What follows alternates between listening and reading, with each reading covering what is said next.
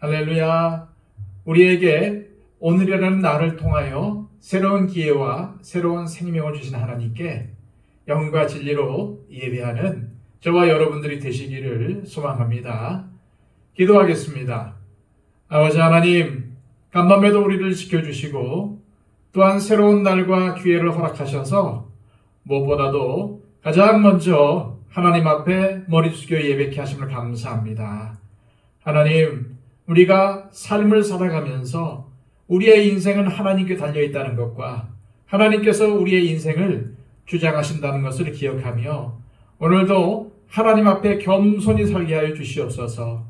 하나님께서 나에게 맡겨주신 사명을 기억하게 하여 주시고 그 말씀 따라 살아갈 때에 순종의 삶을 살아갈 수 있도록 인도하여 주시옵소서.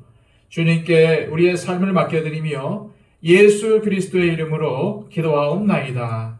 아멘. 다 함께 찬송가 455장 찬양 드립니다.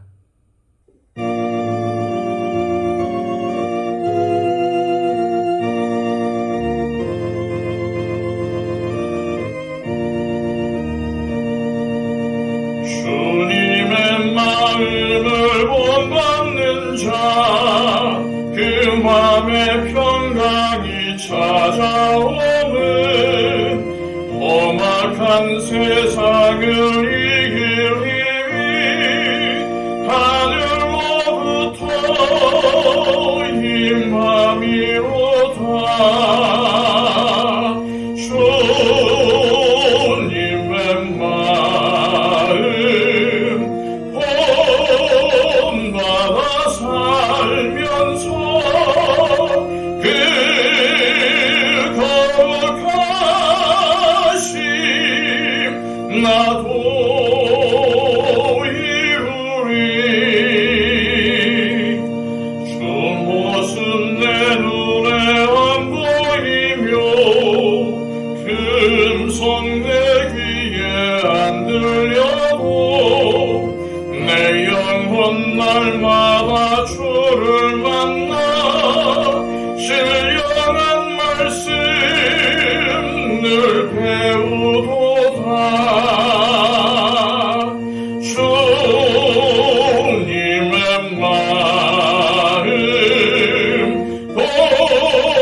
본받아 살면서 그 거룩하심 나도 이루리. 다른 길 거칠고 험하여도 내 맘에 불평이 없어지면 십자가 고난을 이겨내신 주님의 마음 본받음이라. 주님의 마음 본받아 살면서 그 거룩하심 나도 이루리. 주 예수 세상에 다시 오실 그날엔 무성도 변화하여 주님의 빛나는 그 형상을 다 함께 보며 주 찬양하리. 주님의 마음 본받아 살면서 그 거룩하심 나도 이루리.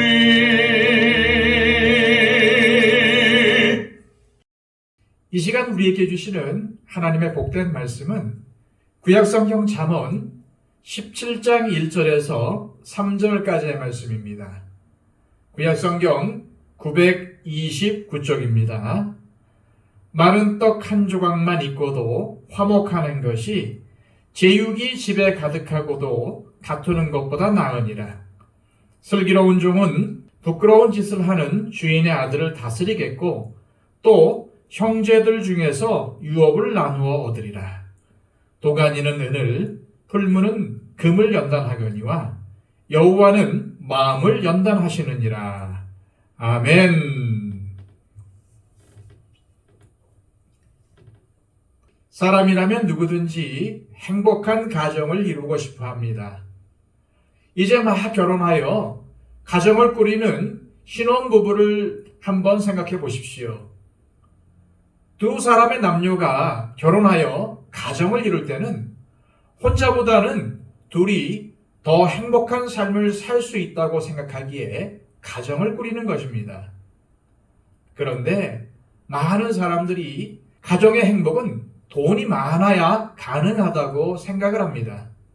돈이 없으면 불행하다고 여깁니다. 물론 어느 정도는 맞지만 전부 맞는 말은 아닙니다. 가정이 행복하기 위해서는 돈보다도 절대적으로 필요한 게 있습니다. 그것이 뭘까요? 가정이 행복하기 위해 돈보다 더 중요한 요소는 화목입니다. 한번 생각해 보십시오. 돈 때문에 오히려 가정의 행복이 깨지는 경우가 얼마나 많습니까? 그 대표적인 것이 유산 상속 문제로 가족들이 서로 싸우거나 심지어는 원수가 되는 모습입니다.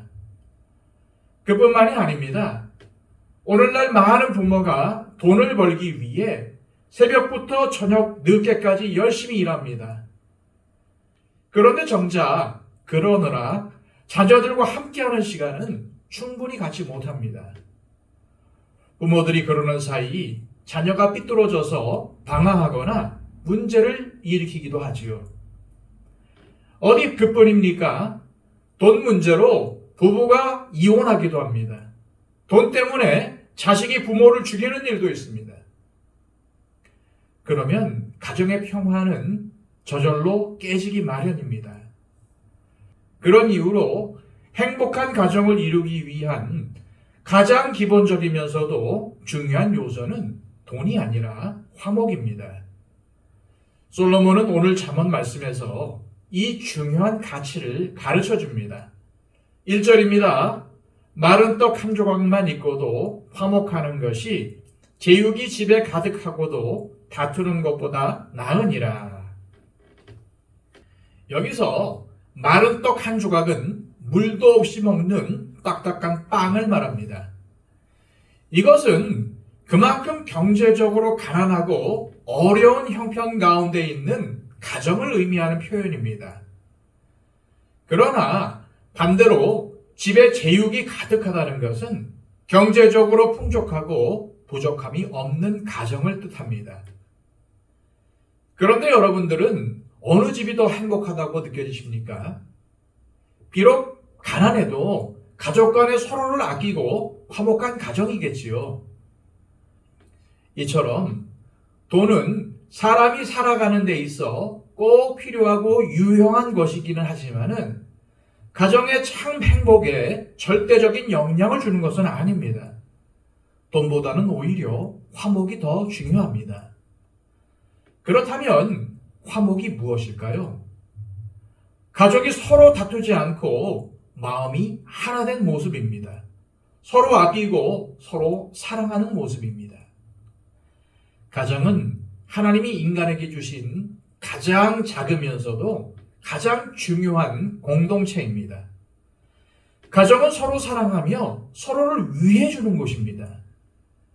그럴 때 사람들은 가정에서 행복을 느낍니다. 가정이 행복하면 가족들은 밖에서도 행복하고 삶의 질이 높아집니다. 가정은 인간이 서로를 사랑하는 법을 제일 먼저 배우는 곳입니다.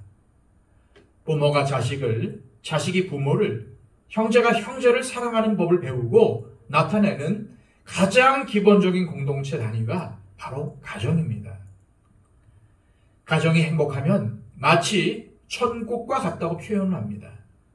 그런데 가정이 화목하지 않으면 가정은 지옥같이 여겨지기 마련입니다. 이런 행복은 돈만 많다고 해서 얻을 수 있는 것이 아닙니다.